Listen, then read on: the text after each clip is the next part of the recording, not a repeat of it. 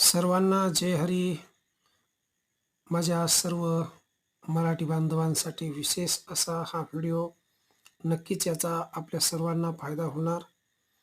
कॅन्डलस्टिकमध्ये doji कॅन्डलला नुसतं पाहूनच आपण पैसे कसे कमवू शकतो याचे ज्वलंत उदाहरण तुम्ही या ठिकाणी पाहू शकता.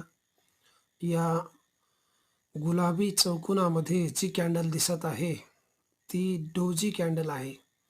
डोजी कॅन्डलचे प्रकार कोणते आहेत, ते कसे ओळखायचे, अधिक माहितीसाठी आपण आपल्या या चॅनलला सबस्क्राईब करू शकता आणि शेअरही करू शकता.